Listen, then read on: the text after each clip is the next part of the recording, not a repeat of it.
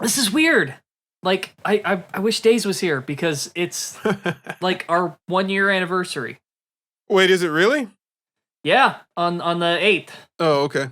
Yeah, like the day after this episode comes out, it'll be 1 year when we did the first episode. That's nuts. Wow, so much history. Yeah, but we started recording way before that. We started recording in fucking like what? I think it was around like December or something.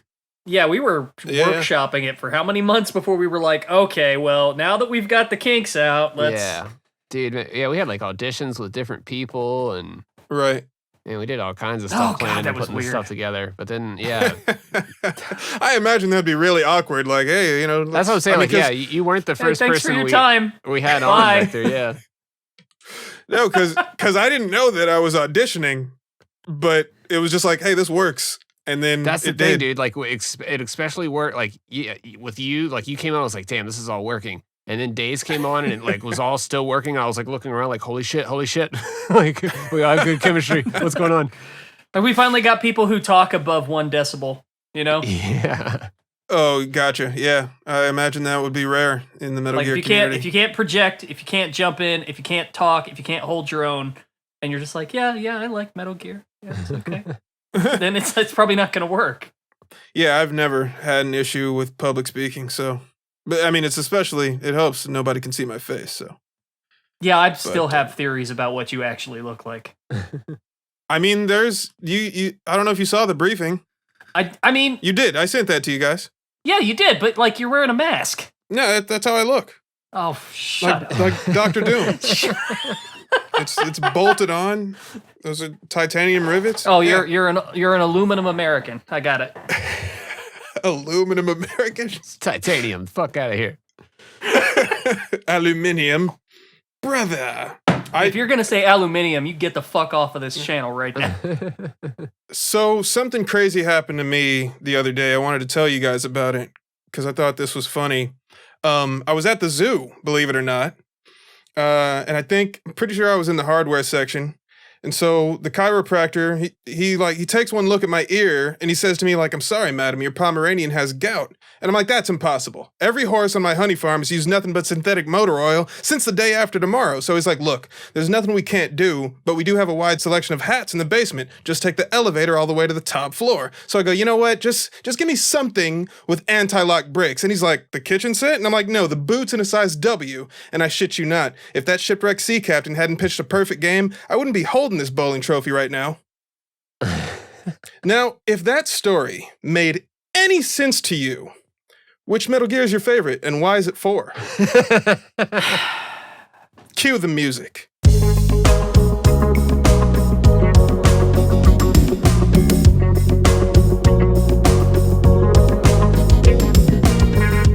Hey, I'm Fingers. Yo, this is Vector. Hey everyone, this is Days Ahead. And I'm Nitroid. You're listening to the Kojima Frequency.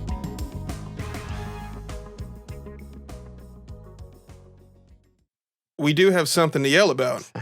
We got a public service announcement. Oh boy. Pepsi Blue is back. Yes, it is. It's back. Got a bottle right here. After almost 20 years, Pepsi Cola decided to bring back the Divine Ambrosia. That was what? That was 2004? I want to say it was canceled in 2002. Was it I think.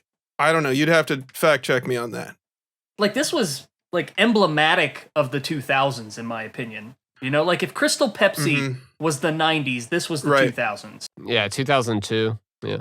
Yeah, what I used to do, I would get some M&M's Crispy and a Pepsi Blue, and I would chill out with a game or a cartoon or whatever. And then 3D Doritos, those are also back. I couldn't find those, but I need to because those are amazing. Remind me one day to tell you about the time I imported M&M's Crispy from Germany and spent way too much money. Each M&M cost me 12.7 cents. Oh, geez. That's actually still not that bad, unless you got a really big bag. Well, it was like weird, not German chocolate, which would be good, but this was some weird German, like they had some weird European spices, so it didn't taste. Oh yeah, like but anytime you get anytime they make foods for different markets, they usually alter it a little. Like Pepsi Blue technically technically didn't go away. You could get it in, I think, Brazil. No way. But it wasn't the same formula. It just tasted like Pepsi but sweeter. Wow. Yeah, but they still Wow. called it that. So like this is like the legit stuff. This is Right. it. This is Yeah. the real deal. My wife hates it. I'm just thinking like remakes. That's like that's like the whole time I'm sitting there thinking we're on a Kojima Frequency show here, just thinking about Metal Gear. I drank half a bottle and wanted to kill myself. It feels like that what's that shit? The classic Coke thing. What was that stuff called? Damn it. New Coke, right? Yeah. It reminds me of that New Coke thing. I swear, is this going to be another episode where, like, despite as many things as we've got on the table, we're just going to spend an hour talking about food? Welcome to the Pepsi podcast. No, I was thinking like the New Coke theory. You know what I'm saying? Like, There's a theory? You lost me. it had to do with like God damn it. It had to do with Kiefer Sutherland coming in and replacing David Hayter. Oh, Kiefer is the new Coke? Yeah. I think Hayter said that actually. I'm not sure if he was the one that No, said no. it. Okay, now, yeah, I know what you're talking about now. Yeah, Yeah. I think he did. Yeah, he did make an allusion to New Coke one time. Yeah, that was totally In about reference Kiefer. to Kiefer. Yeah, straight up, shots fired. Yeah.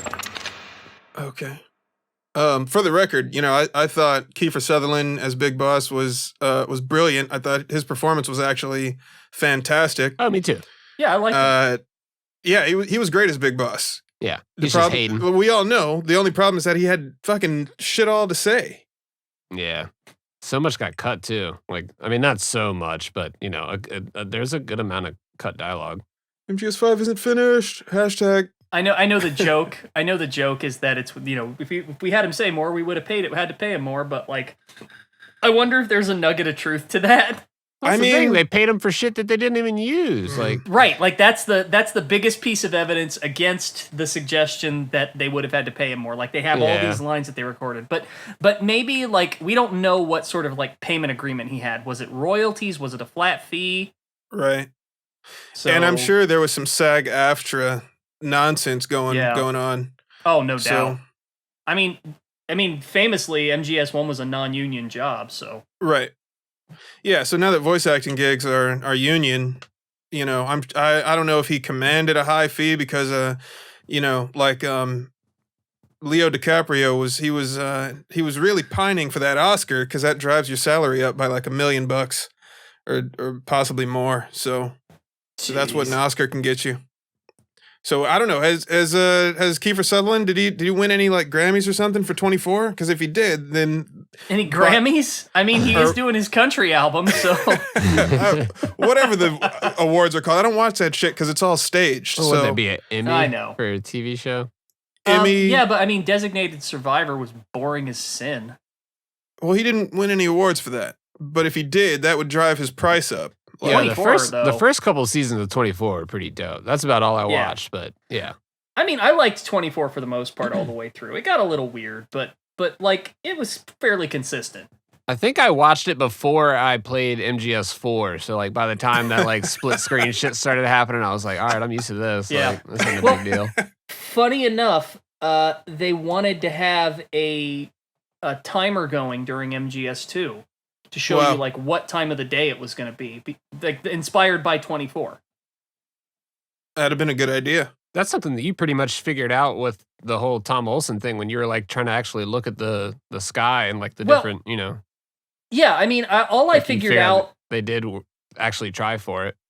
Yeah, I figured out that they actually did try for it, but Yeah. like I don't even want to say that I figured it out because I'm sure like other people have seen this, and a friend of mine even pointed out that like if you go into the game files, you can see like the exact time that the last scene in the game takes place because it's labeled as such. Yeah. So like but yeah, like the sun moves across the sky in the game, and like I guess at one point they were thinking about having a 24 like timer going to show like the day's progression, and yeah, it just didn't pan out. But Yeah, and we did put all those files up on Patreon too for people that want to check out some of the deep cuts on the Tom Olsen stuff. yeah, just like all my extra files and high res stuff, and if you want to go check it out, it's like almost I think 2 gigs worth of Yeah, you had to images split it and up. yeah. videos. Do it. And just raw files that I put together, and I'm really proud of that Arsenal gear scene. That was fun. Just like slams into New York. I feel a little bad about it though. Here's why I'm here. Here's the Pepsi Blue. Here's the Pepsi Blue. Raise your bottles. For those who don't know me, I was one of the co-hosts for the first 14 episodes of the show, and then I left to form my own rogue mercenary nation out in South Africa, and came back in episode 31. And if my math is right, this is episode 41, right? Yeah. Mm-hmm. Yeah. So you should bring me back every episode that ends in a 1. You should have me on. Total That'd be coincidence. Cool. Yeah, well, I'm down with it. I like patterns, and we're gonna talk about patterns today, from what I understand. We're gonna fight a bit. Oh man, You wanted to talk about portable ops being canon. we should get into that at some point. Yeah. Today, we can. I don't know. It's up to you guys because I could This is argue. the controversy episode. I'm lighting it up. I like that. The controversy episode because we need a little. We are talking about some controversial, debatable things here. We're not going to talk Yeah. about Solid Snake's hair being brown or blonde. We're not. Not in the briefing scene. Oh well. That's yeah. that's just dumb. That's what I'm saying. Yeah. We're not going to talk Like- about that because that's just dumb. And we Because know about like that. it's called lighting. Yep. right. Next argument. Yeah. All right. Remember how Big Boss looked like his hair was gray in the first trailer for Ground Zeroes? Yeah, he did. Yeah, and it was just a lighting thing. Right. Yeah, so anybody who's like, yes, Snake's a blonde, like, no. Go to art. Take one art class, please. Go to art. I'm sure there's some guy out Go there to who's art. like, but look at it, he's got pink hair. Oh, man. The tint on your TV is fuck, bro. If he has pink hair, take it back to Best Buy. No, okay, so originally this was scheduled or planned to be like a debate, and I was gonna come out, with my gloves in the blue corner, weighing in at 235 kilograms with my armor. But then I did some more research. We did a preliminary, like a deposition, if you will. But that's where the lawyers, they talk it out before the actual trial. Yeah. So we did sort of a deposition, and I realized, like, look, there's just no way to argue either point for or against. But I still thought it, and actually, no, Fingers. Well, you were the okay, one who, real quick, because we all know what you're talking about. Anybody listening has no idea what you're talking about. I'm all so- about build up. I like to like work up to it. But yeah, if you want to do a cold drop, go right ahead. We're talking about genes today.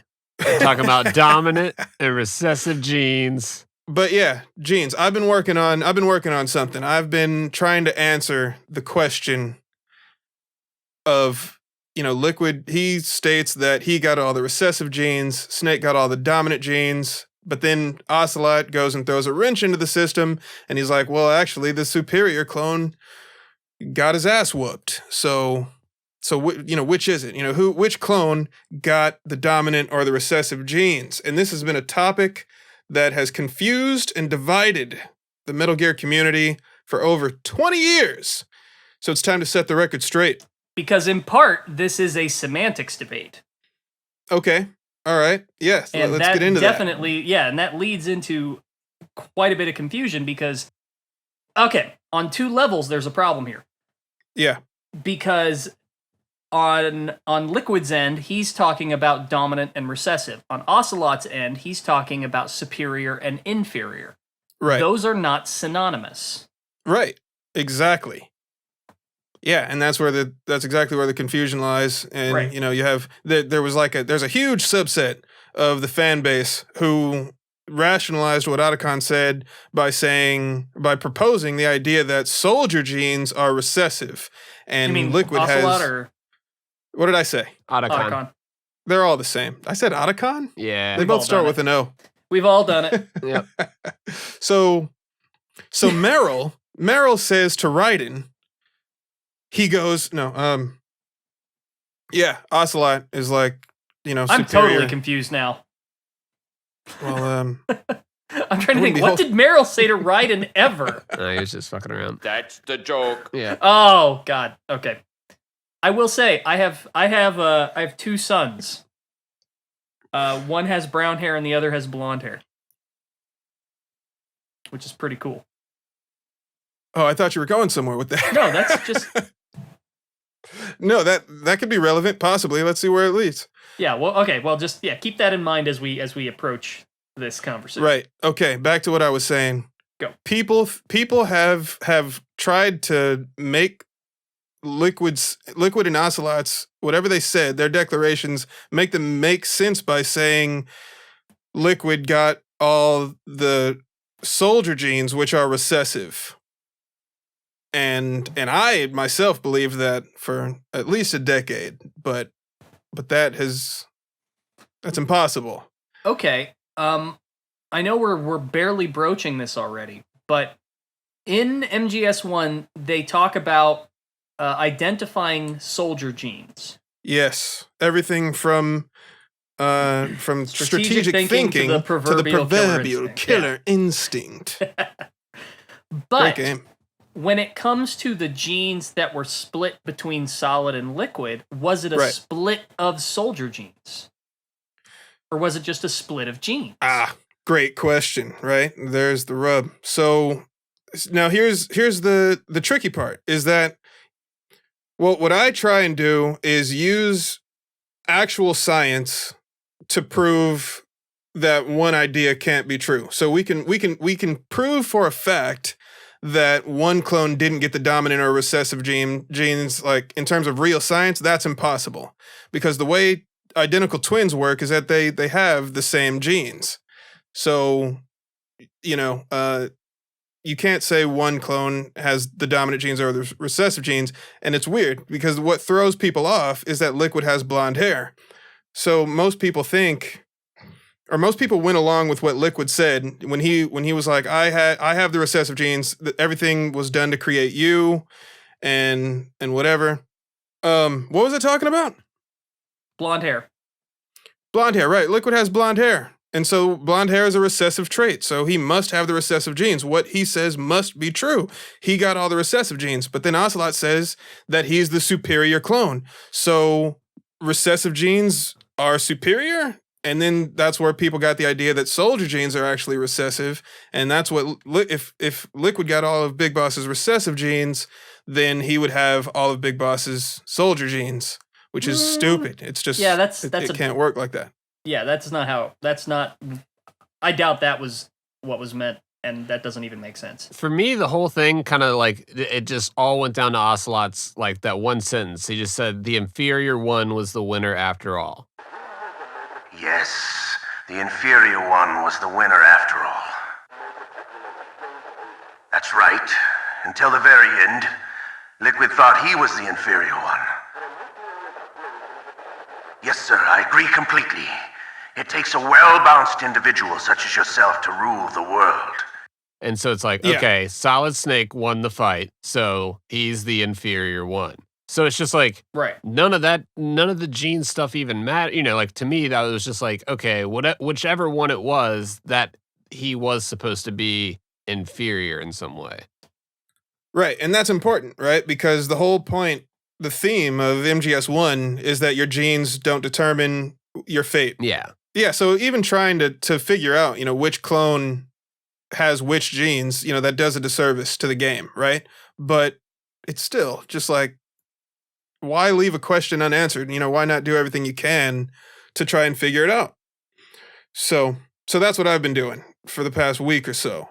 And so I made a major discovery and I went to Twitter and I was like, I can prove for a fact that Liquid actually has the dominant genes. And the Nitroid was like, say what now? And that's what prompted this episode. We're talking about this on the show. Man, imagine if Shinkawa had followed through with his BS about Snake having naturally blonde hair and where this conversation would be. Yeah, it would be a completely different conversation because they should be identical twins. And that's another thing. Like, so I did a bunch of research on how twins work. So identical twins, it's impossible for identical twins to have different hair colors. You can have fraternal twins have different hair colors, different eye colors, different genders, but identical twins, that'll never happen. And you have the argument of like Liquid having sun bleached hair from being out in the desert all that time and shit. And it's like okay. It's possible. Actually, that's not entirely impossible. That's what I'm saying. It's like but plausible, but there's two things here. One, it's not entirely fair to call them identical twins because this isn't a biological process. This was cloning. Good point. It's artificial. Yes. The second thing is that you can account for differences like this, like Fingers was saying, because of epigenetic differences. As far as I know, cloning does not account for epigenetics. So, well, describe epigenetics for all your listeners. Okay, God, I'm myself gonna fuck included. This up. Nitro with his big words. Okay, God, I'm gonna fuck this up so bad. It's epigenetics is like it has to do with changes in gene expression that aren't due to just what's determined by DNA. So yeah. It's like the nurture side of it. Yeah, kind of. Yeah. So like life experiences can lead to certain things, and there have been reports of people who have had late life hair color changes, for example, and that was an argument for a while that because he spent all this time in the Middle East that his hair got bleached, blah blah blah. But there's never really been anything in the literature to support that. It's just an inference. That's an interesting thing I learned. Genes can be activated. Like if a baby is born with a light skin or fine hair, being exposed to the sun can actually activate genes that'll make their skin darker or their hair more coarse, to shield the sun. Yeah. Yeah. And that was the argument for a while, that was why, if Liquid had the dominant genes, and how could he have blonde hair? Well, it's because of this blah, blah, blah, blah, blah. I mean, that still doesn't really make any sense when you think about it, but at least it was something. It's like TLDR, Metal Gear fans don't understand genetics. Well, yeah, that's why we're here to try and... Yeah. Well, not that I'm an expert, but we're trying to just like create some more unification regarding this topic, Yeah, and the thing is you can make the epigenetic argument for certain differences. But Metal Gear never really gets into epigenetics. I mean, you could say certain things are implied and that like it's a matter of fact sort of consideration, but let's just shelf that for now. Okay. Deal. What I'm more interested in is the fact that you're saying it's impossible for identical twins, but this isn't a normal situation. 100%. You are correct. So I would like where's your... You want to cover that or should I? Go ahead. The twins, they're not normal clones because cloning is actually a common practice in farming. Let's say you have a cow that, produces a lot of milk, and you want to create more offspring that produce a lot of milk. So you can use artificial insemination to create an embryo. You split that embryo up into packets of cells, and you transplant those cells into different surrogate mothers. And none of the mother's genes, none of the surrogate mother's genes will be expressed, but those surrogates will give birth to calves that are a 50-50 split between the bull and the cow. So and you would hope that, but they're all clones of each other. So it'd be like, for example, if you had 8 surrogate mothers, that would be the equivalent of octuplets, right? Yeah. Unless you altered those clone calves at the genetic level, then it would be a 50-50 split. In Liquid and Snake's case, most of their genome was actually replaced with Big Boss's genes, but some of their egg donor's DNA was left in, and that's what Naomi is talking about. I think it's before the Act 3 briefing is when she goes over all of this. I think that's... By the time Metal Gear Solid 4 rolls around, we have a little bit more information, but coming from the Metal Gear Solid 1 perspective, just having that information. Well, you can't, yeah. So when I do a theory, I can't just look at one game. I have to look at all of the lore of the entire series and everything that's canon, to try and get to the bottom of stuff. So that's what I've done here is... Well, that's something we were talking about too last night, was just like dividing it up into like the certain truths at certain timelines. It was like, yeah, okay, yeah, it was this way for a while, and that's where a lot of people might have just like held on to that information, but now it has been updated with the canon, you know. Right. So. And it would have been great if Kojima had just dropped the topic, right? He knows he fucked up with MGS1 and he got his genetics off or whatever. So, well, I mean, just he passed forget the buck about to it. Move Liquid on. with that. I mean, he straight up passed the buck to Liquid and was like, "Oh, he did. Liquid made a mistake." He wrote a whole fucking book where he was like, "Yeah, Liquid made a mistake. Oops." He made a mistake that you wrote. And I really hate the idea of like Liquid talking out of his ass or not knowing what he's talking about, because that makes him completely ineffective as a rival to Solid Snake. You know, a little from bit, a story. yeah. Nitrate, I remember me and you having the argument. I was like, that's bullshit though. He has like 180 IQ. And he's like, yeah. Right. And like, you said, we were talking about, you're like, yeah, Solid Snake might be good at weapons, but that doesn't mean he's like great at like technology and computers and stuff. Like, so, you know, Liquid Right. could be Liquid doesn't smart know at shit certain about things, biology. but yeah, it doesn't mean he's studied fucking, you know, genetics. So I was Well, like, good call. But Liquid, yeah, no, that's absolutely right. I mean, of course, you know, that's why Otacon is the computer guy. I make sure to say Otacon this time, not Ocelot. I mean, Liquid sounds like he's parroting what he's been told, even in MGS1. I'm sure he spent a lot of time on the 2005 version of Wikipedia, right? You know? But he still would have done some research. So there was an assumption you made a couple minutes ago that I wanted to point out, which is that the differences in the genetic code between Solid and Liquid and Big Boss were due specifically to the mother, or the surrogate mother of sorts. Not the surrogate mother, the actual, like the egg donor. The egg donor, yeah. Right. Which we got to talk about Dr. Clark's assistant. Okay. But there is no evidence that is what accounts for the difference. The difference could simply be the matter of the difference in gene expression. Or rather, not gene expression, but gene distribution. Okay. So, and again, I hate this, right? Let me make like full disclaimer. I know, we're trying to square a circle. Yeah, we're trying to square a circle here. We're going to talk about portable ops soon. You just somebody throw in the towel and it's like, okay, we're talking about portable ops now. When this gets too intense.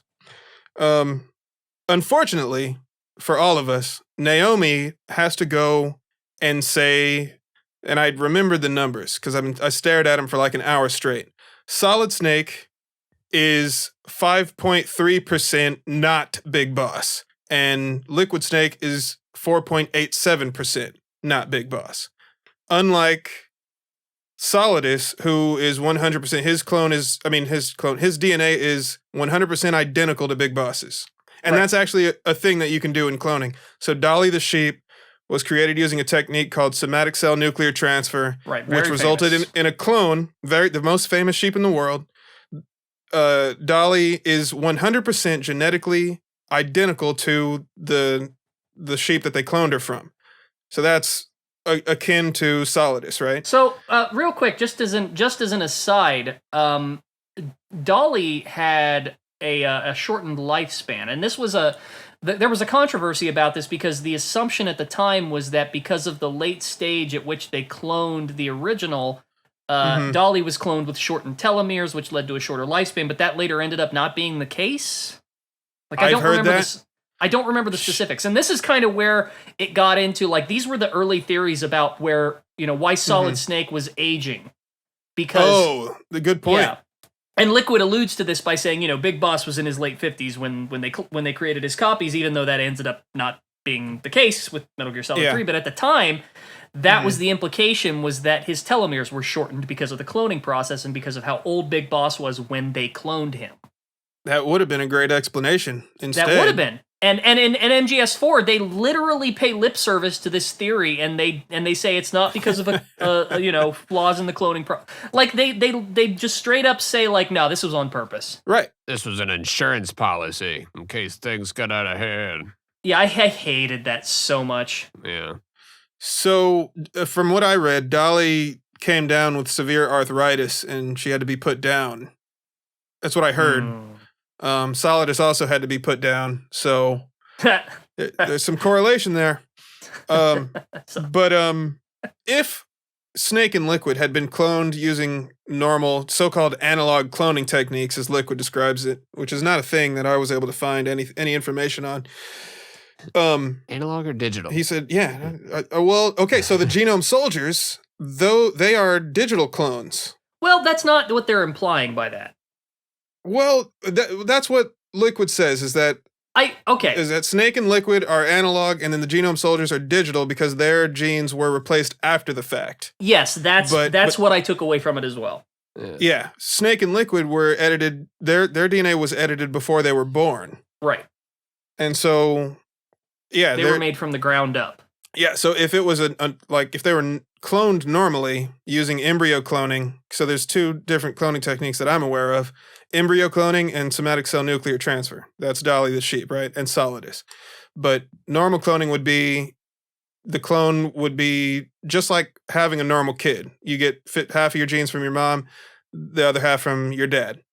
But Snake and Liquid, they were edited to be more like Big Boss and less like their egg donor. So it used to be, right? Remember in the official mission handbook, Big Boss was described as being third generation Japanese American. Yeah. Grew up in Hawaii, experienced racism, had, while his family was in the internment camps, he joined the military and whatever. Yeah, hence the blood from the east flows within your veins line, which was alluding to that. It was. I thought it was always alluding to the Japanese mother part of the cloning thing. But we didn't know about that until MGS4. Right. Yeah. Yeah, before MGS3, technically, because MGS3 is what negated everything. Yeah. Well, not only what's in the official mission handbook, but what Liquid says, too. Father was in his late 60s when he was claimed. So that got retconned, but it's like, all right, whatever. Big Boss used to be Japanese, but he's not anymore. And, and in fact, in MGS4, if you watch that, it's the Act 3 briefing. Right, when they have the flashback segment that you can pick, and it literally flashes her in. No, well, wait, not the one that you can pick, but you can press the X button to get a flashback of Vulcan Raven going, blood from the east flows through your veins. I don't know why they had to make him sound like and they have the overlay of Dr. Clark's assistant, yeah. Right. So Naomi's talking about a healthy Japanese woman, was the egg donor, and some of her DNA wound up, they left some of that in for some reason. And in Snake's case, the fact that he's 0.43% more Japanese than Liquid is why he survived Fox Die. I mean, you can say that's the universe scientific explanation, but it's like that disregards the narrative reason for why he survived. And I agree. And this is where you get into that interplay between the literal and the symbolic, and I really hate it when people needle down into the literal because it just sucks the fun out of it. And it sucks the meaning out of it, Like Liquid died because he was a prisoner to his genetic fate. That's why. Okay.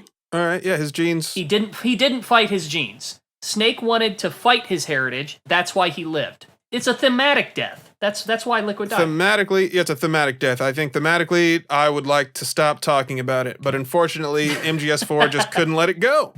So okay, real quick, because it's important that we lay the groundwork here, because we do need a clear frame of reference. If we were arguing from the position of just MGS1, the answer would be different than if we were answering this just from the position of MGS3, which takes MGS1 into account, but everything after.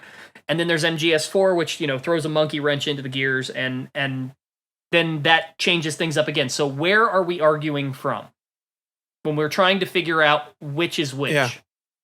Personally, I don't think it's even worth making that distinction. It's like at this point, just with all information included, where does it lie? I think that's where we should do it. With all information included. So given the every rewrite, every retcon, the whole big picture, what do we got? Well, think of it this way. Would you argue about Darth Vader's character arc, just with episode 4 without taking the prequels into account at all? No, because I don't like Star Wars. Okay. But people who before I get Ryan your Johnson point. came along. I get your point. Or Harry Potter. Do you like Harry Potter? No. Cat in the Hat. Cat in the Hat's pretty good. Throw him a Star Trek reference. He'll go crazy after that. Star Trek. Okay, cool. You wouldn't talk about the new season of Picard without taking into account everything that came in TNG. I mean, you don't want to get me going on the. Let's not get him started, but just give him a reference. Yeah. I get what you're saying though. Yeah. What about those are so far. I get the argument. I don't want to get into it because I'm going to take it in a direction that you're not intending. I get what you're saying. Well, yeah. So where does the gene discussion lie after all the information? That's where we're at. Yeah. Right. And not just 4 either, but Peace Walker, 5, Rising, MPO. That's a little different. Peace Walker and Rising, and this is kind of a good segue. If we want to segue, because we're not done. I don't know if we want to segue. It's fine. But how many brain cells you got left? Oh, not many. But to bring in any assertions made in, say, Portable Ops or Rising, which there really aren't many, right, with regards to this specific topic. No, you're right. But that's kind of a quagmire on its own, because the canonicity of those games is arguable. What I meant was, like, when not arguing, but when trying to find evidence for, to put together for a theory like this, you want to take everything you can into account. The frame of reference thing, it's just not, it's not a factor, because you want to look at all the canon information available. Right, but when something is arguably non-canon, then that has to be addressed. All right, well, let's just go ahead and say that Portable Ops happened. It did happen. Some of the stuff might not have happened the way that Kojima liked it. It was literally a game that was released, and that's about as far as I'll go.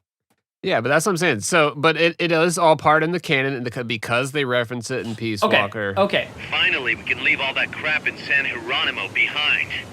Break into the mercenary business for real. But that's the thing. They might have called it bullshit. They might not have flashed the flashlight on it in Ground Zeroes. Okay, you got a double standard going on here, okay? What have I done? Okay, the double standard is this. You're willing to say, like, okay, well, MGS1 intended A, but then MGS 3 and 4 came along and changed the intention to B.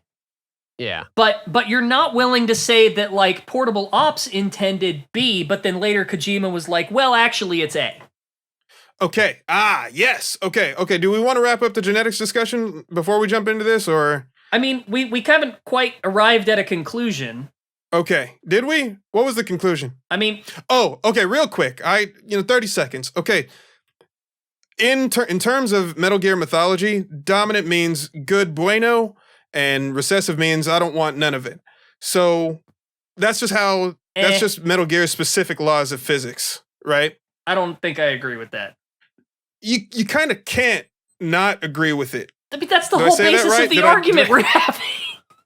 Okay, we can't finish it. All right, we gotta make a video. I mean, we don't have to agree. But yeah, you should just make a video about it, Vector. That's what you're good at. I will. Fine. All right. So were you really just mad about Gray Fox being turned into Null? Like, I didn't care about that. Okay. All right, that seems to be a thing that bothers a lot of people with Portable Ops, and that's where they get, because they imagine him a certain way in the past. He's just cool guy, Gray Fox, and then that has no bearing on it. Then Null comes in, and it's just like, oh, holy shit, okay, whoa, your life was a little more traumatic than I thought. You make a little bit more sense now. Okay, Null is like very like fan fiction-y in terms of characterization, and like, he's so gritty and cool, and like he's your mysterious Bishonen type character. Like, whatever, I get it. It's dumb, but I get it. Like, do what you want. I didn't care about it. I've never been attached to Gray Fox the same way a lot of fans are, so it wasn't like my sacred cow that was being desecrated.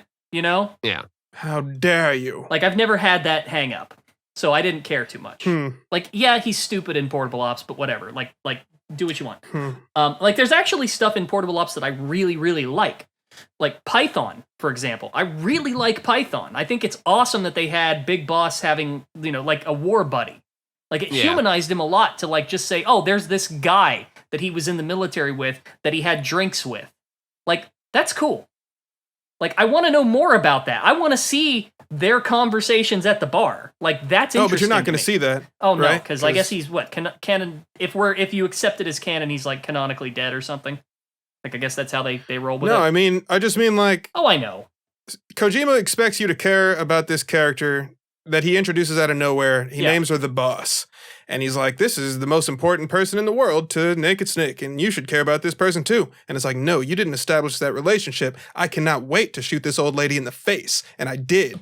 I reloaded a save and did it twice. I am kind of indifferent on this, but I mean, you have to admit that's kind of the minority perspective on the boss. What'd you just say about me? That's not the common opinion on the boss.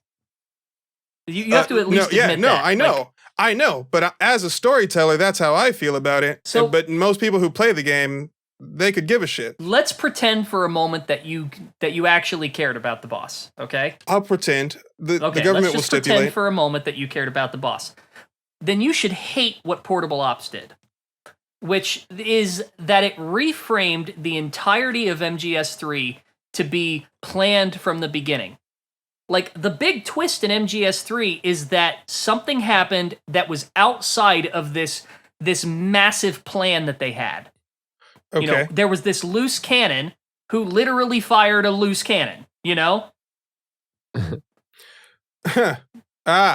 Good one. I like that. And that's what set the whole thing off. And so it was all about them scrambling to kind of solve this situation. Oh, wow. So it wasn't this like Xanatos gambit that was planned out from the beginning. It was, we had a plan, something happened that we didn't predict, and we had to adjust, and we don't care who gets burned as a result. We've got to stick to the plan. And then Portable Ops comes in and says, hey, it was actually planned from the beginning, and Volgin was in on it. Like, I fucking hate that. So, but you like 5? Yeah, because I don't think like 5 is really too concerned about stepping on narrative toes for the most part. Oh, really? I don't think so. Like, not in an obnoxious way. What? I put a bomb in your vagina? That's not obnoxious? That's not what I'm talking about, though. Like you can take MGS5 out of the entire timeline, and not a whole lot's gonna change. So, okay. It didn't really do much. Oh my god. Okay. Events are gonna continue as intended. It did solve the whole being alive after a NATO airstrike thing for Big Boss. I guess, for me, but I mean, that was typical of, like, villains in the 80s, you know? That bothered me. That was a loophole for me. I was like, what the fuck? They bombed the shit out of that place. How'd he get out of there? I guess, but, like, villains did that all the time in the 80s, where they're, like, just came back out of nowhere. Yeah, but I don't like that. Like, how many times did the Shredder survive after the Ninja Turtles kicked his ass, right? They originally wrote the Ninja Turtles movie as a one-off. There wasn't supposed to be a sequel. He's a fucking mutant. That's different. Okay. Big Boss is a mutant too. We're getting off track. But the point. So hold on. That's what you don't like about Portable Ops is that I also just think it's not fun. Oh, the gameplay game? is not great. Yeah, I appreciated some of the story stuff. I didn't like the Elisa and Ursula stuff was kind of weird. Yeah, like that was the part where I was kind of like, all right, now we're getting a little weird. It just comes off like fan fiction to me. That's what it seemed like. If there was one thing where like Kojima would have been like, I mean, you know, Psycho Mantis and you know, there's you know the Sorrow and stuff like that, but just the Lisa and Ursula stuff, I was like, okay, now we're kind of like really crossing the line with the supernatural stuff. Right. One of your sons will save the world, the other will just get out of here. Wait, Elisa and Ursula, that's too supernatural for you, but Psycho Mantis is good to go. Psycho Mantis is at least pulling from, like, you know, Cold War legend, let's say. You know? Okay. There's all of these old stories about psychics being used by the Russians, and, like, I don't believe it. It's not about what it is, it's about how it's presented. And it's presented poorly. See, this is why I haven't joined the server. I stay off of Twitter because of stuff like this. This is why I had to leave, was because like you guys you're apologizing for like what am I apologizing for? I think it's crap. Okay, wait, what's crap specifically so I can address that? I don't think Portable Ops. Okay, man, I'm gonna I kind of want to cut all this because I'm getting mean here, and No, we're good. We're getting no. and I it's don't fine. want to. I don't want to trash this stuff too heavily because it takes a lot of effort to make stuff, and it was made under very heavy restrictions in a very short amount of time. Yeah, it was a portable game for sure. Like Yeah, it was made in like a definitely of year. No, that it's a caliber. cash grab. It is a cash grab, like 100%. It was made in a year. It was made with a Right. small team. It was made with without Kojima essentially. Well, As a I mean, he was there acting as a producer, but he wasn't directing it. He no, wasn't right. He writing did not it. direct it. He did produce it, but he also approved the script along with the official mission handbook. So if there was anything that goes against Well, this is where I'm getting into double standards, which is that at that point, yes, it was intended to be canonical, and then later Yes, okay. he recanted. So what So my point is this: to kind of circle this back around to the argument. If we're going to consider that Kojima intended one thing with MGS1 but then changed that intention with MGS4, then why are we considering portable ops when he changed his intention there as well? Okay. So my question is, what about portable ops was contradicted by a later release? Well, I And the wasn't. answer is nothing. Nothing Oh! really. Well, that's not the point. That's not the point. That's where I kind of saw it. I was like, it doesn't really do too much. I don't No, it know. doesn't. Other than Yeah. changing, other than The setup before, recontextualizing yeah, MGS3. MGS3, yeah. And Peace Walker did some stuff with that too, though. It kind of like furthered that whole, like what all went down. Like, okay, it doesn't really bother me what it did or didn't do in the wide scheme of things. Like, not really. I can point to things that I didn't like, but it's not going to keep me up at night that it like made Gray Fox into a completely different person, or it made the Operation Snake Eater a plan from the beginning. Like, Can we talk about Gray Fox for exactly 30 seconds? Sure. It does. Hold on, real quick. It does mess up the whole timeline with them meeting for the first time, right? Him and Big Boss. Yeah. That's one like direct conflict that it has with the canon. I care about what's true or not. Okay. Yeah. I don't have an emotional tie to this. I care about is what we're saying don't? accurate or inaccurate. I have an intense emotional tie to this, as you could see. But regarding Gray Fox, right? Frank Yeager, before he became Gray Fox, this is a problem that Kojima has with his characters, and I have to bring up genetics again. Gray Fox's natural hair color is some shade of white, I guess, or blonde or whatever it is, but he's half Vietnamese, and like a native born Vietnamese person who would have two dominant dark hair genes. So it's extremely unlikely that Gray Fox's hair would be light. And it's the same thing with Master Miller. Master Miller having blonde hair it's just a genetic, it's an extreme improbability, right? But, Kojima thinks that looks cool, or maybe Shinkawa does. I don't know. But what happened to his Vietnamese accent? Did he do some kind of speech therapy? These are things I need to know. Thank you for coming to my TED Talk. I mean, when you have so many rewrites and recharacterizations, I mean, some of these questions become impossible to answer. Right. It's futile. Yeah. It really is. So my stance regarding the canonicity of a game, and I include Rising in the official canon, simply because, and we've actually talked about this a long time ago, in order for a game or a piece of information within the Metal Gear canon to be stricken from the record, something needs to come after it that negates or contradicts it, which is why we know for a fact that Ghost Babel isn't canon. Okay. Okay. I don't necessarily Ghost Babel does agree with not that. include Metal Gear 2 in the canon. Metal Gear 2 never happened. No, it makes other assertions as well, like it says that Snake is Big Boss's biological son. Right. It goes in a completely different direction. There's no argument there. What I disagree with is the idea that something is only rendered non-canonical if there is a later contradiction. Well, okay, fine. The government will stipulate. I took that line from A Few Good Men. I love that movie. I mean, we're really like treading on the waters of Death of the Author here. But here's another thing. Just like Fingers said like a few minutes back, MGS4 specifically references portable ops multiple times. Okay. it's included. Yeah, so if portable ops is included, Yeah, it's acknowledged like in the canon. Yeah. Okay. So then, so you can't say that portable. I know you don't like it. I don't like 5, but I can't say it's not part of the canon. yeah, I can, because if you're gonna say that X game references Y game, so Y game is canon, then you have to look at every single contradiction and apply the same criteria. All right. So what? I need some contradictions.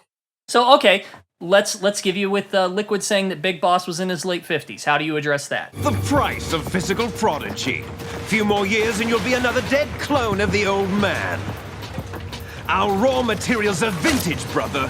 Big Boss was in his late 50s when they created his copies. Good question. That's a good one. That's a really good one. And I'm gonna keep throwing in filler words until I can think of a good answer. I ain't got one.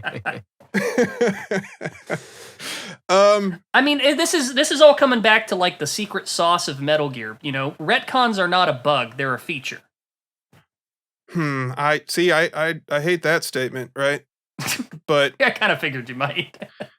yeah, That's one thing we said about Survive too, is that it retcons itself. Like it's pretty on brand actually. So I think the takeaway from this entire conversation is that Liquid is generally full of shit.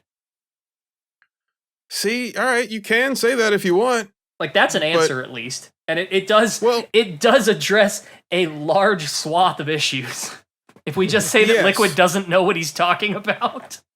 But if that's the case, then Snake support team is listening to the whole conversation. But at no point over the series does anyone say like, "Hey, that's not factual. Whatever Liquid said is false." Naomi had the opportunity to correct Liquid. Mei Ling, Colonel, somebody could have been like, "Hey, actually, Big And yet Boss Liquid was-" lectures on like J. Edgar Hoover later on, like he wants to be an intellectual. He's gotten IQ of 180, so Yeah, I guess. it's like the fact that he's not contradicted. You kind of you don't have a choice but to go with whatever he says and treat guess. that. I mean, think it's dumb this is too. just. I think the series is dumb. I like we're here after 20 something years. we're still The arguing series about that I it. hate, but I can't stop playing or talking about. it's really ironic that, we all do know that the theme of MGS1 is, your genes don't matter, but we want to know and But we they- will argue about it for a whole episode. But what if they did? Right. Well, I mean, hey, if that was true, then they shouldn't have brought it back up in 4. But I mean, well, Four's whole It's- thing was, people aren't satisfied with ambiguous endings, so we need to answer every question that we can in excruciating detail to a fault. Nano machines. while still leaving a ton of questions open. Case in point, the idea that MGS3 was planned, that's not just something that's in portable ops. From the evidence that I've gathered, Ocelot planned the entire series, not just 3. All of it was his doing. He was playing 50-year chess. I hate that. So I know you do, and I think it's dumb too, but it's the only way that unifies all of the canon. The idea that Ocelot actually had been planning the entire thing up to MGS4 since 1964, which is just it's ridiculous, but that's We are victorious! Behold,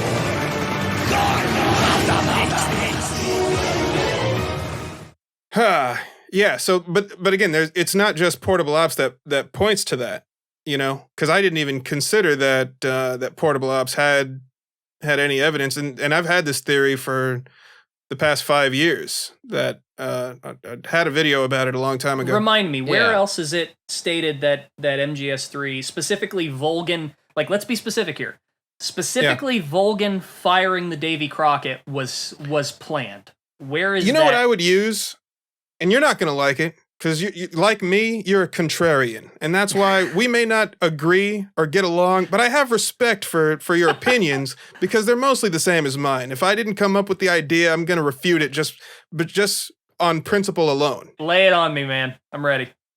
Ocelot manipulates every person in a leadership position, and he's always their right-hand man because he's using Inception to plant ideas in their head. So when he tells Volgan, I don't approve of your methods. That's him goading Volgin on, because Volgin's that type of boisterous, I want to step out of my father's shadow. You know, he's purposefully playing the mind games with Volgin to get him to launch the nuke. So he's like, those are our countrymen. No, he said that after the nuke. I know, he did say that after the nuke, but that was to get him to do something else. That's not what we're talking about. We're talking about the nuke. We're talking specifically the nuke. Specifically the nuke. Okay, they're in the helicopter, right? And Otacon's like, but those are our countrymen. Otacon? Right? Did I say Otacon again? Yeah. the O and the C character, because in Japanese they sound so similar. Just secret theater things. Good one. Yeah, in Japanese they sound so... Well, like, in that scene, because I can see it in my head, like, he's just minding his own business looking at the bullet that got ejected. Right? Right. Mm-hmm. Like, he's obsessing over that, and Volgin's doing his own thing. Oh, okay. Well, whose idea... that sounded sarcastic, but I just remembered something. That wasn't meant to come across as snarky. So whose idea was it? Whose idea was it to... Don't make me laugh. This is serious. Whose idea was Operation Snake Eater in the beginning? And it was Ocelot's, because he was working for the CIA the whole time. Operation Snake Eater was a reaction to what happened at the end of the Virtuous mission. Yes, which what happens? Like, you need to draw a line between Ocelot and that nuke. You sure it's not Otacon? Are you sure it's not Otacon? It might be. I don't know. Things are getting weird today. Yeah. So what happens at the end of the Virtuous mission? Wait, and wasn't Adam supposed to be another guy too? And didn't he kind of like self-insert himself as like the Adam person in that mission? Not until Snake Eater. Yeah, that's what I'm saying. Yeah. Yeah. So at the end of the Virtuous mission... But again, it's irrelevant. You need to draw a line between Ocelot and the nuke. Okay, yeah. Then, hey, youtube.com/deadvector. We answer all of the unanswered questions left in the series. But yeah, I'll have to give some thought about that. But, you know, Ocelot, Axolotl. Ocelotocon. Revolver Axolotl. So Ocelotocon. Revolver Axolotl. Ocelotl. So Ocelot, he was working for the director of Central Intelligence, the DCI, before and after Operation Snake Eater. So he was a spy, and in fact, it makes the most sense that Ocelot suggested to the DCI to give Volgin a Davy Crockett in the first place. Because how else would he have those connections? You know, where else would he have the resources to get a single action army? You know, he needs a contact, overseas to get access to American military hardware like that. So the fact that Volgin was able to get a Davy Crockett approved, or not, the Ocelot was able to get a Davy Crockett to Volgin, it wasn't just the boss. The boss wasn't working alone. That was part of her mission, and somebody had to sign off on that. Okay, that's actually a really good argument. Because why bring them in the first place? Well, it was to gain Volgin's trust. Yeah. Just walking around with my Davy Crockett, I keep that thing on me. Like, why give him I get the idea of, hey, let's give him this experimental weapon so that we can build up trust so that you can get in to get the thing. Right. But that's a hell of a risk.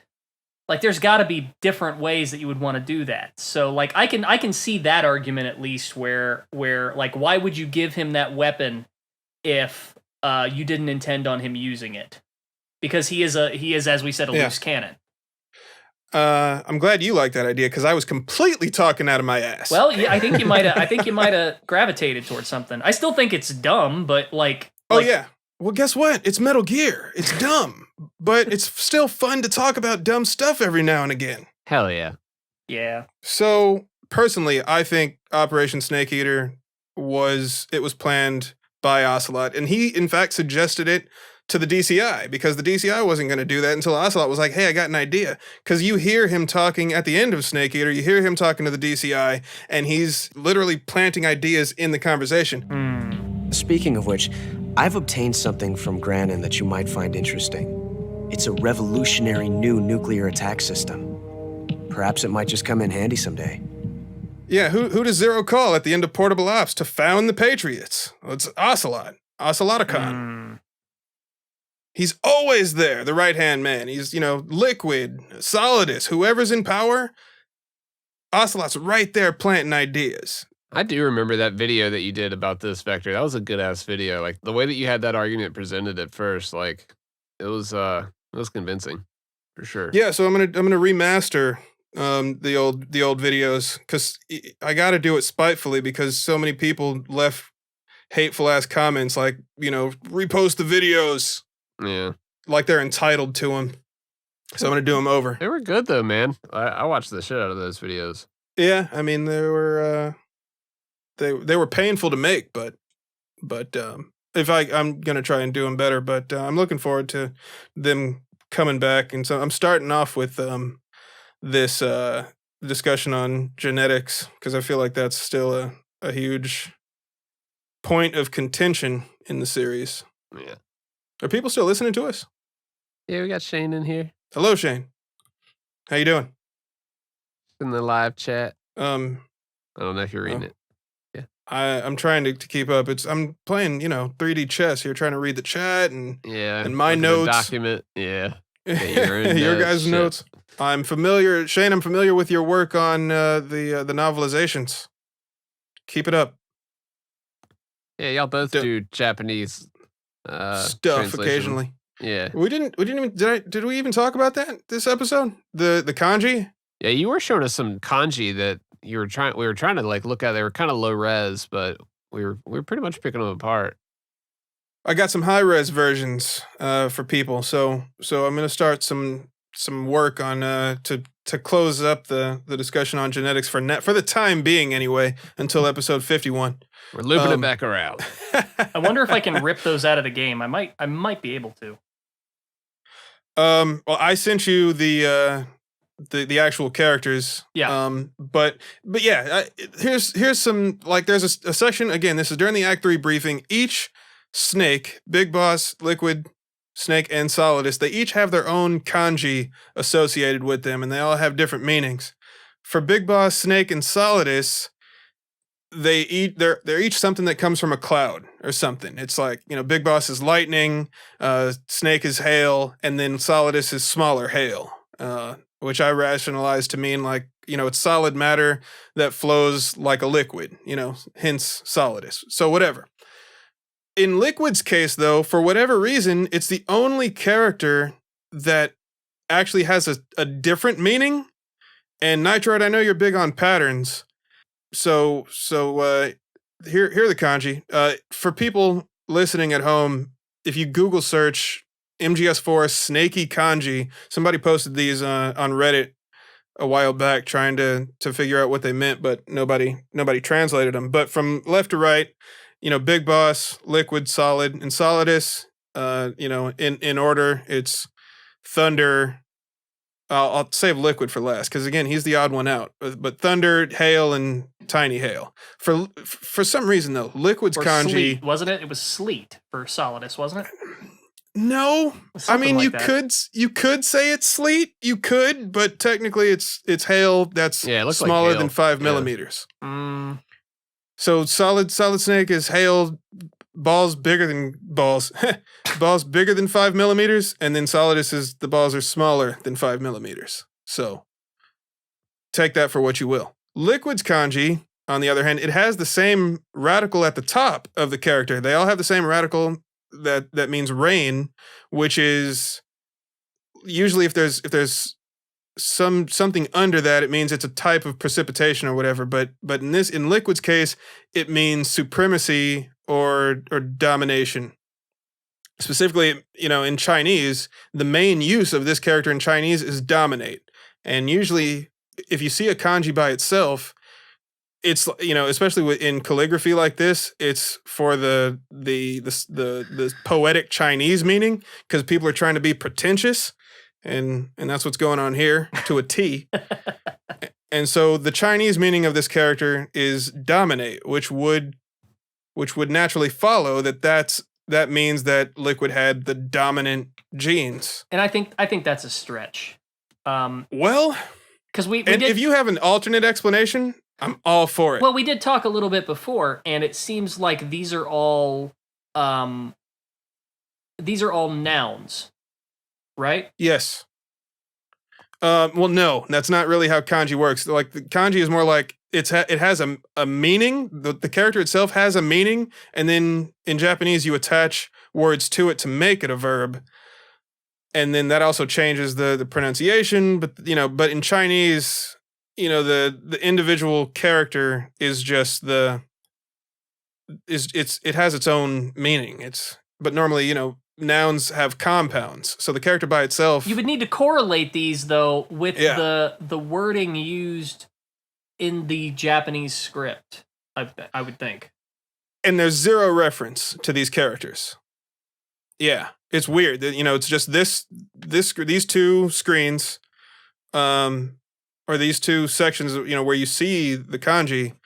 Because But it's just this is not an area that I have a lot of experience in because I don't speak Japanese. So what I know is sort of gleaned off of examples and reference materials, and so I just kind of have to piece things together and ask a lot of questions, and I'm still probably going to get it wrong. yeah. Now, what questions you got? Because I probably have the same questions. This is an area where I think I really want to have some conversations with some people, because I was told a while back, and God, don't take this at face value. Don't take this for granted, rather.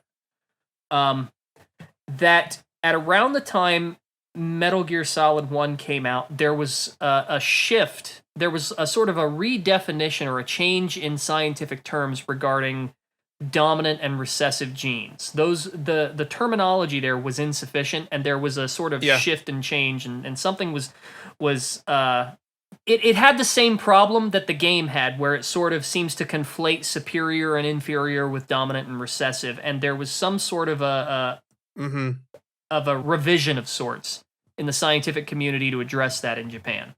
And I don't know the details to this, so I'm gonna have to. It could happen.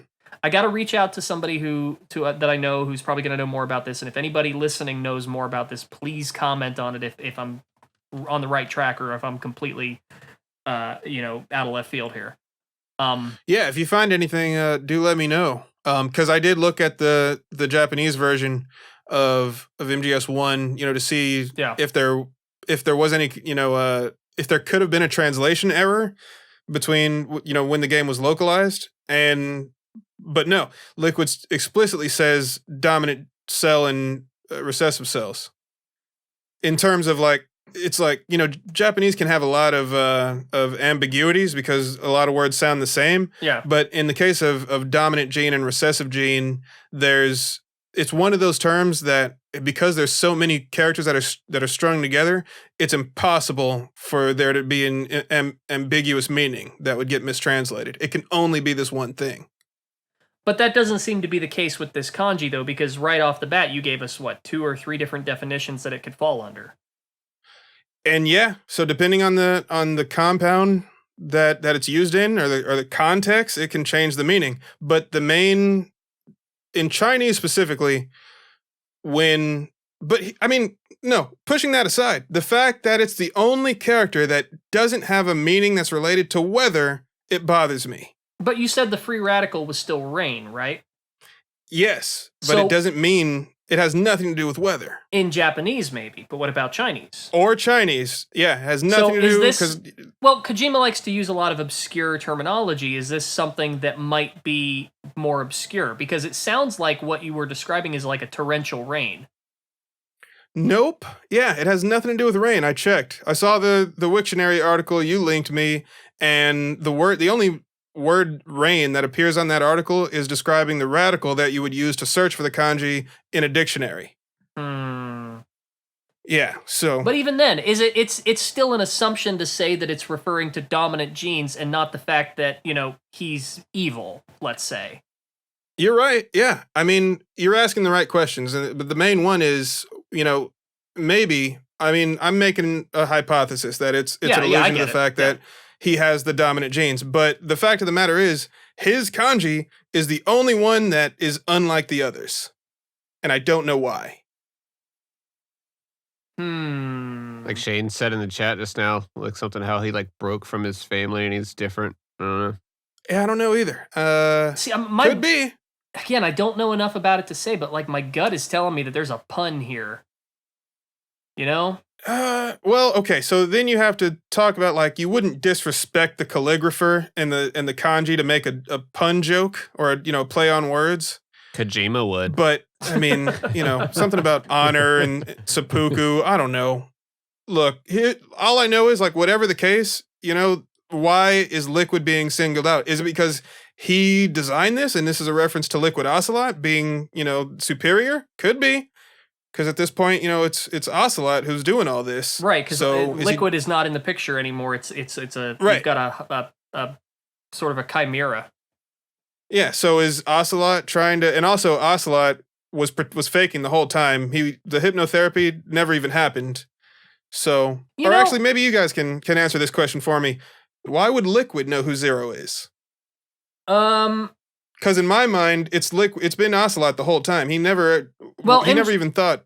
MGS2 implies that Liquid possessed Ocelot so that he could gain information from him. Okay. So he had access to Ocelot's thoughts. That's the ploy. Yeah. Like, why do you think I chose Ocelot as my host? All right. So then, but why would Liquid bear a grudge against Zero? Assumedly because, the finger gun scene, all right? Finger guns? Do you see this, Zero? Yeah, just the creation of, like, himself. Yeah, like Les Enfants Terribles project and all of that. He's like, hey, fuck you. Yeah, that's what I would assume. He'd learned about his origins. That's enough to hold a grudge about. Yeah. Well, it's an assumption though. He hates being a clone. Like that's like he's pissed about that. I'm not even 100% on MGS4 confirming that there was no possession at any point. I am not sold on that. I get what you're saying. All right. Hey, cool. I got nothing to say about that. And that. even the database contradicts itself in this regard. Right, because even the people who wrote the game don't know what the hell's going on. Like, it seems like, and I'm not saying this is necessarily the case, but it seems like the possession was real until he removed the arm, and then the hypnotherapy became the stand-in. What about the apple? Do you think there's a chance that Ocelot's real personality could have been fighting to get to the surface? I have no idea. I mean, yeah, okay. A lot of that directing and dialogue, and do you really want me to read into MGS4? You know how this is going to go. No, yeah, we should stop here. But episode 51, you bring me back on and I'll tell you why I think Kojima didn't write those games. Which one? All of them. Oh no, you're not a are you a Fukushima truther? No, I don't think he wrote them either. Cue the music. It was Shinkawa the whole time. It was Shinkawa the whole time. Yeah, that's all All right, Vector, man, hey, it's always fun when we have you back on. Definitely gonna come on again. Fun for you, maybe. I just had 3 aneurysms and a heart attack. Yeah, if you want to plug where people can find you, you said it in the middle of the episode. You can do it again. All right, youtube.com/deadvector, spelled exactly like it sounds, DR7Q. You can also follow me on Twitter @dead_vector. Yeah, thanks for having me on. Cool, man. Hey, thanks again for coming on, dude. Always good to have you back, buddy.